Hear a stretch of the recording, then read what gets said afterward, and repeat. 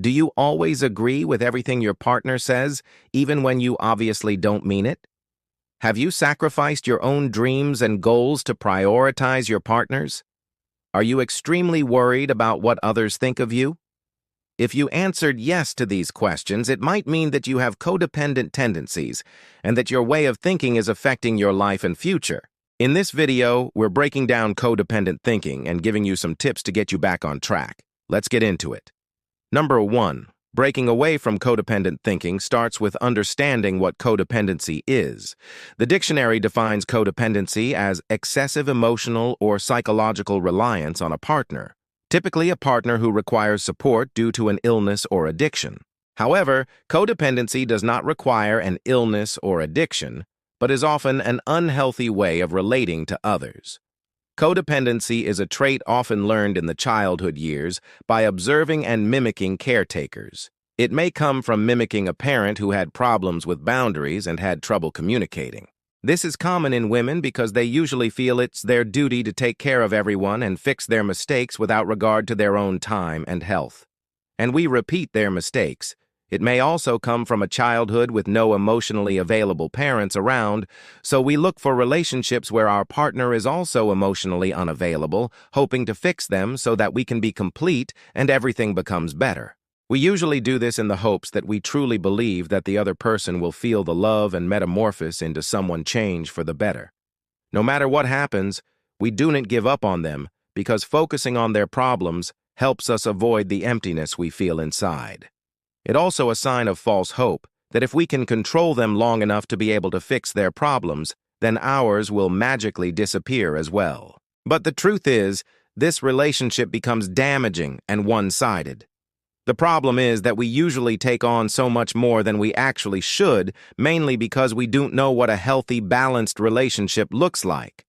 Also, we don't feel worthy of love, which makes us settle for us, since we seek external validation for our own worth and approval that we're acceptable human beings, so we go out of our way to please others. And this makes us afraid to set boundaries for fear of upsetting our partners and friends.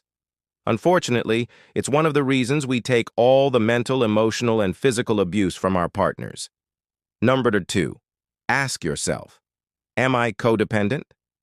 Here are some characteristics of codependency. Low self-esteem. You have a poor self-image and don't see yourself as worthy or valuable. You find it difficult to trust yourself to make decisions and often need reassurance from others. You lost touch with your personal identity. Your sense of self is largely defined by your relationship status. For example, I am the wife of so-and-so, or I am the mother of so-and-so. Your identity outside of your relationships is unclear. You neglect your own needs, feelings, and thoughts. You often put the needs of others before your own, and have a hard time saying no. You don't know how to spend time alone, and being on your own feels unbearable. You have a hard time communicating honestly.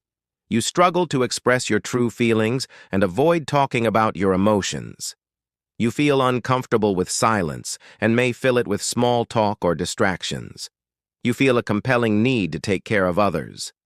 You feel the need to fix those around you and feel responsible for their happiness.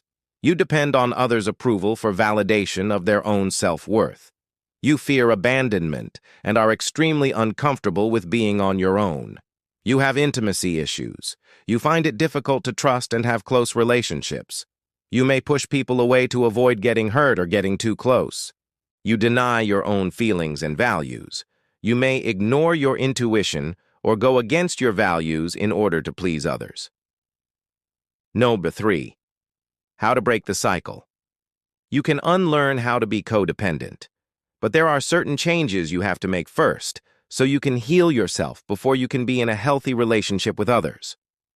Remember, it's a long-term plan which will require your commitment and dedication. Be more accepting of yourself.